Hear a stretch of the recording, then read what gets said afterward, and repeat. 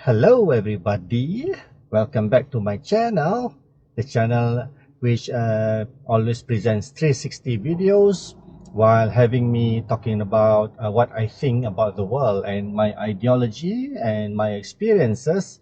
I would like to thank you guys for accompanying me in this daily commute of mine wherever I go. But I promise you that each day or each time a video broadcasted to YouTube, it is not going to be the same exact route or location. Maybe not totally different, but at least it is not the exact same one. So now we are in the Bandar Baru Uda in the area of Tampoi, Johor Bahru, and I'm heading back home in the Tabrau area. And of course, this place over here is always having a long queue of cars and traffic because it is one of the main road heading to a lot of places. This is considered the center of everywhere in JB. We have a lot of centers, but this is one of it. It is quite a happening place during the evening in this area. As you can see on my left, we have still some shops open for business. Their business hours are still ongoing. Some air conditioning, car aircon shops, and an car accessory shops. Yeah. And in front over there, we're going to pass by this food truck area where they sell the lok, or you call them the satay that we boiled satay, steamboat satay. Yes, steamboat satay. Okay, while we are still waiting for the cars or the traffic to move, the traffic light is still red. So let me start today's topic. It's quite heavy. Today I'm going to talk about karma. Okay, karma. We call it, this creature of God is being called a lot of names depending on what religion you follow or you devote. What do you call that? Devote. Yes, from in which religion that you devote yourself to. Like for instance, I'm a Muslim, so we call it kifara. But in general, even though you are religious free or an atheist, you might call it karma, and you might believe in karma. Everything doesn't happen randomly. Everything happens for a reason. So the story is, this morning I have to go to an office. Not my office. I have to do a transaction in an office that I've been there before a few times. And the first time I was there, not that I like to go there, but I have to go there, right? When I went there the first time, there is this one lady among all of the other of her office mates, being so hostile and unfriendly while I'm not doing anything wrong to her. She's just that, even before I went there on the first time, I've heard about her from the people that went there before, and I do not want to believe the rumors going on. But when I went there, and of course I'm being polite, I gave the salam, assalamualaikum, because we are Muslim. I can't remember whether she replied to my salam. And then she started to reply to my question with a rough and loud voice, being so hostile and unfriendly. May I repeat that? And I wonder, yes, the rumor is true. She is a hard lady to work with. I don't know. I do not know why she's like that, while the other of her office mates are being so friendly and polite. Well, I believe that maybe it's her, how she was brought up by her family. And then of course I have to do my transaction. I just keep my cool, and I believe that you know, I think I can make a change out of this, you know. So instead of being retaliate, instead of retaliate to her rudeness and her hostile way, I try to understand her. I mean, I believe that there's a reason that she became like that, you know. Maybe because of family pressure, you know. We can't judge a person by the first minute or five. We have to think good about them. There must be a purpose, of a reason why she's becoming like that. So I try to deal with her. I try to using common sense and things like that, and talk with her the way that I always speak, in a proper manner.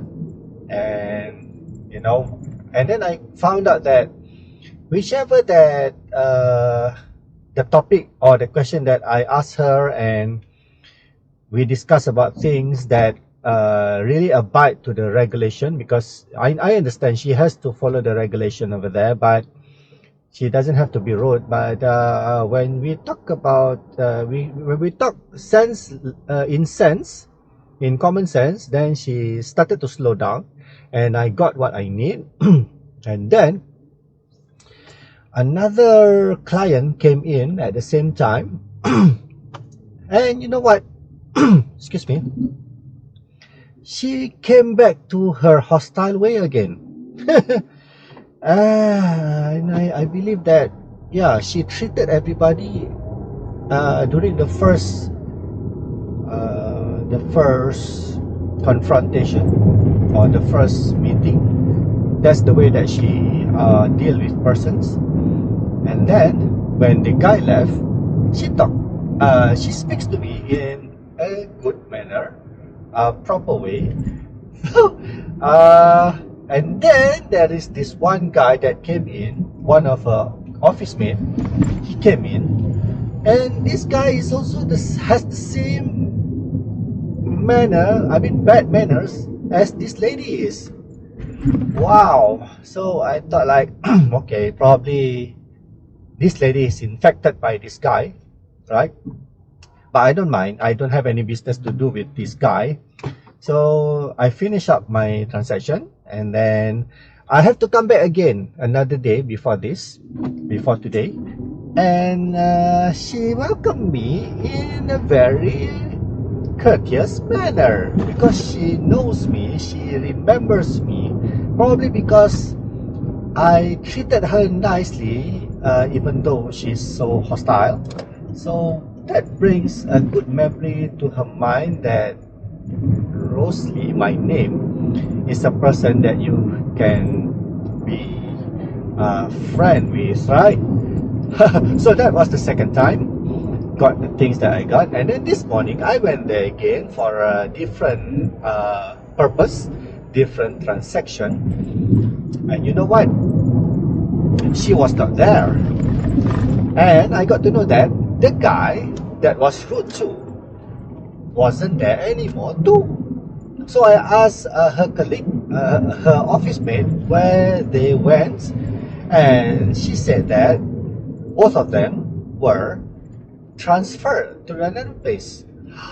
Oh, you know, that is why the topic of today is karma. What you give, you will get back. And that is not the only beauty of this topic of mine today. But ready for this? Both of them are husband and wife. Oh my God! I just got to know that they were spouses. Huh. So I it's not surprising. It's not shocking that they got to marry each other, probably because they are made for each other with their attitude and the roughness. So I wish I can know how their children end up like. I hope they will end up like a very kind person, you know. I hope that, okay, hope is a very light word. I pray that their children will not be like them, like a clone of them, you know. So karma happens, so be careful, okay. Anyway, we are passing the Tampoi road. I think before this I brought you guys before over here, but on the opposite direction over there. So now we are going to this direction, which we are going to meet. Oh, by the way, on my right, we have just passed the Paragon Marketplace. Used to be my favorite place to get my groceries. That's another, okay, let's talk about that, right?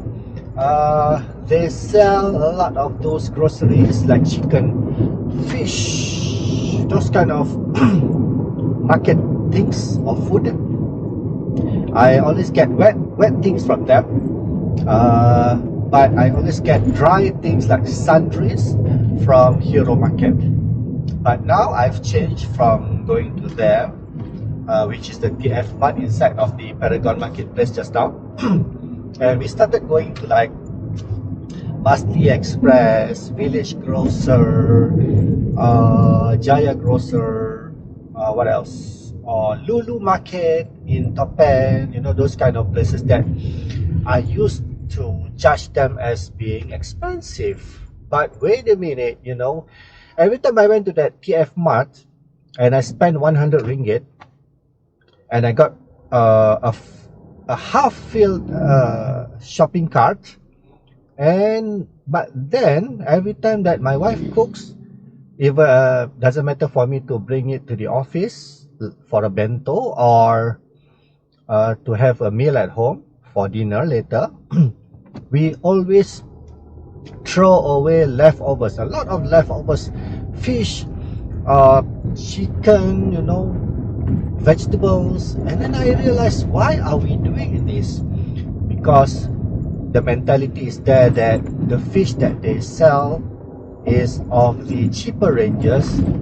When we buy cheaper ranges fish, it is already old and aging, you know, it doesn't taste good. That is why we have a lot of wastage. So we did one experiment. We went to the Village Grocer. The first one was in Paradigm Mall, and then we got the same amount of money, which is 100 ringgit, and we got the same fish, chicken, and those wet food things, but they sell quality, fresher food, fresher fish. I mean, chicken is always the same. The fish is of the higher quality ones. For instance, like if I can get like 15 ringgit per kilo of fish over in PF Mart, and then I can get only like for a half kilo for 10 ringgit in Village Grocer, but the quality is much higher from the Village Grocer that I bought in Paradigm Mall. We tend to finish up our food, and there is very less wastage. I can say close to zero. Okay, a part of the bones and skins, that of course the head, we cannot eat that, so we have to throw that. So the mentality of that, with the same amount, we eat better food and less wastage. So tada, you know, sometimes the mentality of buying things because they are cheap doesn't work anymore.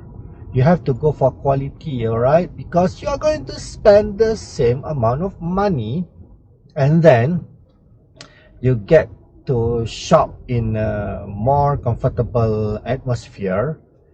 You know, the how to say that, it's much spacious.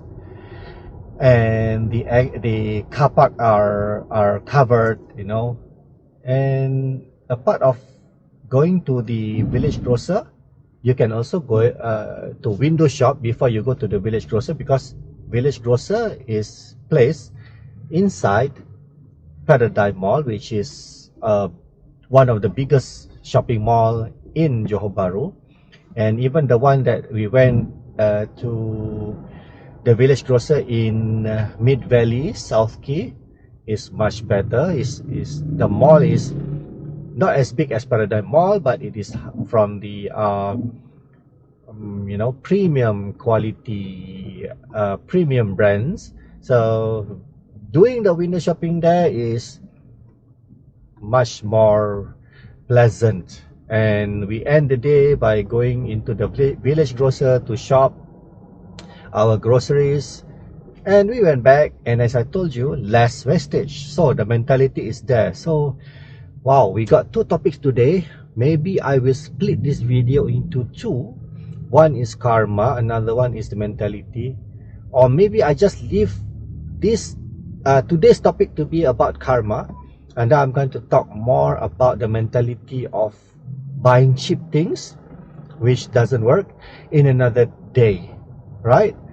Okay, back to the road. Now we has just, oh no, we are merging from the Jalan Tampoi onto the Tebrau Highway, because we have to turn left to merge into it. And yes, this over here we tend to have some slow traffic because it's a peak hour, the ending of the peak hour of every day, because commuters and drivers take this road every day. For them who lives in Tebrau area or Tiram or Kota Tinggi, this is the main road to get there. So yeah, we have to just bear with the traffic, which is not so bad today. Oh yeah, on my left over here is one of my favorite satay place, the Al Mizan Satay House. I was surprised that you know, the first time I went here, I came here about few years back, I didn't like the taste of the satay, even the texture.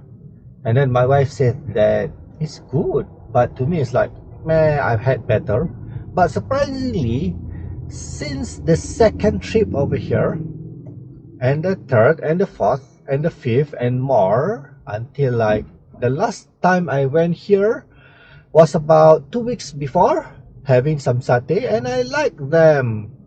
Probably the taste has to be tuned up. Sorry, my taste bud has been tuned up to their taste, and I kind of like their satay now. Probably because, you know, it's difficult to get a constant, or what you call it, satay sellers by the roadside that maintain their discipline. I mean, if they have an off day, the day they are not operating, they should tell people, okay, like, I'm not operating on Wednesdays.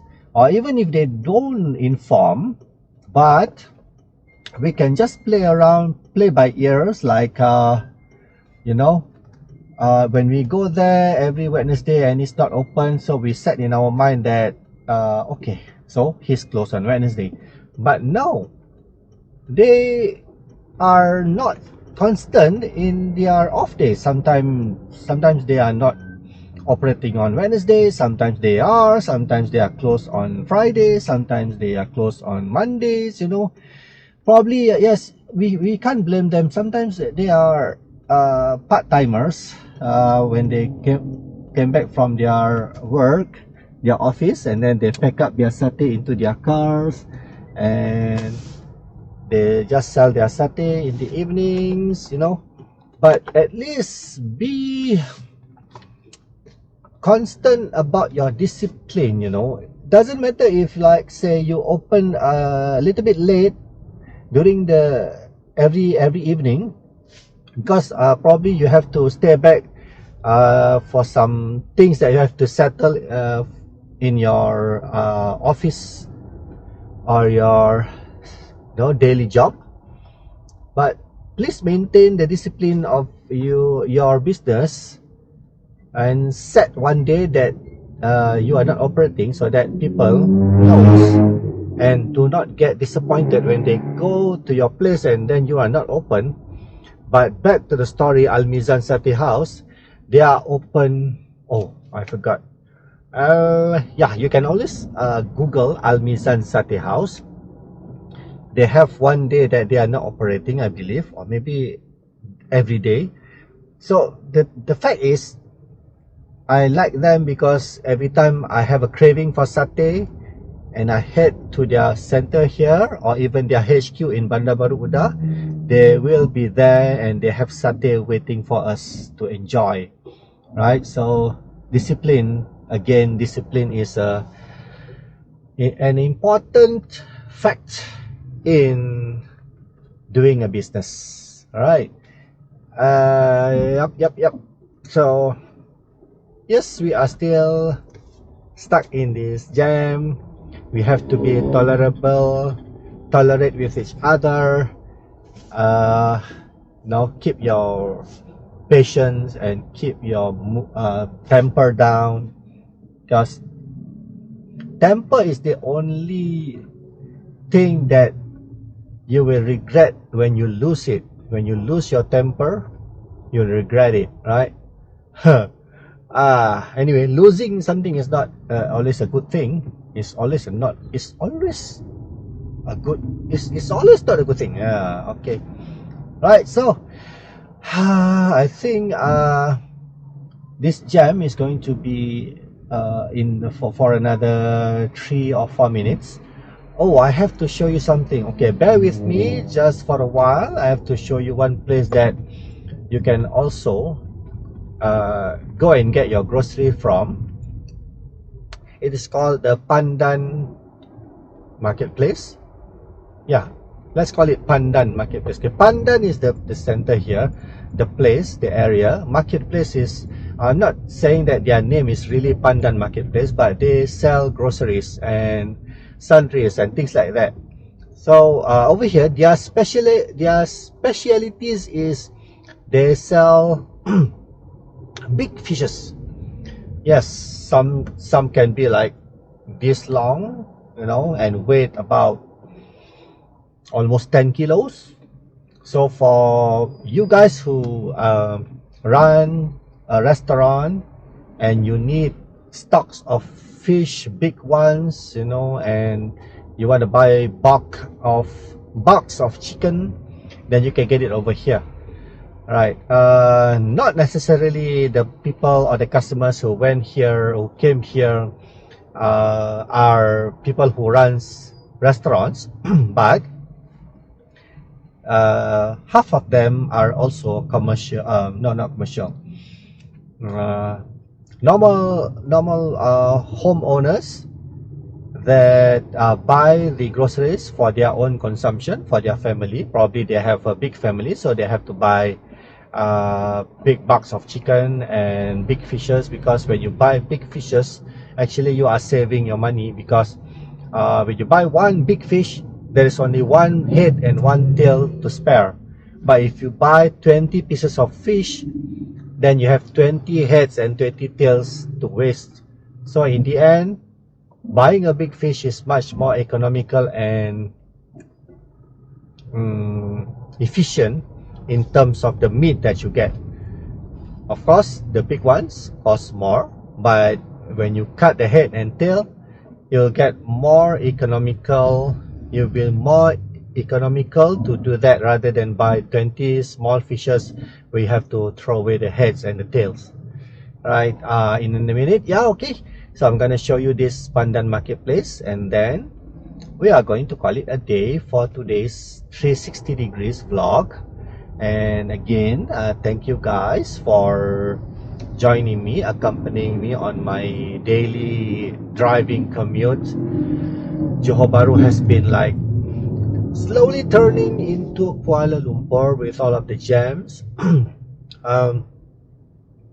but we have to bear with it. There are commitments that we have to do.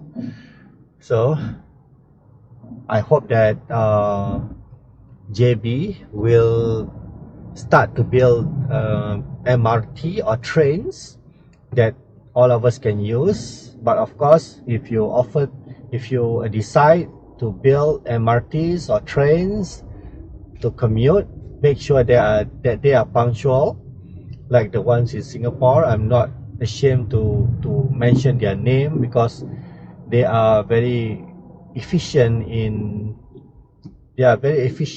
keeping time, and their public transports always gets to you in time, and in return you always get to be where you need to be on time. So another like maybe 45 seconds until we reach the Pandan marketplace. I have to show you this. Okay, on my right, on my left here, if you take this way, you will merge up to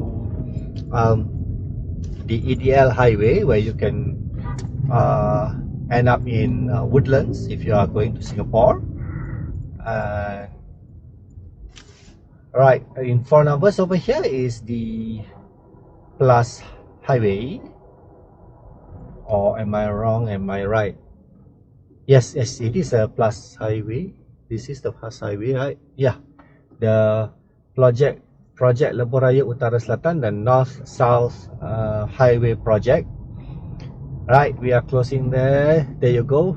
In front of us, you can see the Pasar Borong Pandan. So Pandan, as I've mentioned to you, and Pasar Borong, you can call it marketplace or the wholesale. Yes, wholesale market. That's why it's called Pasar Borong, because Borong is wholesale. It means that it's much more practical to be here if you want to buy bulks of things where you have to where you can sell back if you are a reseller. All right, there you go. Right in front of it over here is the Hua Thai. They sell sundries, and back there about another 500 meters, then you can find the place where they sell fresh fish, chicken, meat, beef, muttons, and all of those sorts. Alright guys, again, thank you very much for joining me. I hope that you will come back and listen to what I have to say about life and experiences and how to be a better person every day. This comes from a 50-year-old guy who do not have many friends. So thank you again for being my friend.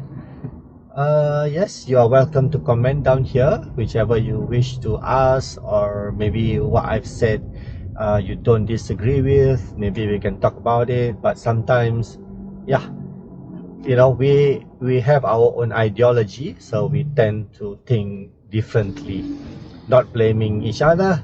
So that's how the life goes. That's how the world turns round and round. Alright guys, in front of us there, I love Johor, and with that I would like to say goodbye. See you again, and cheerio.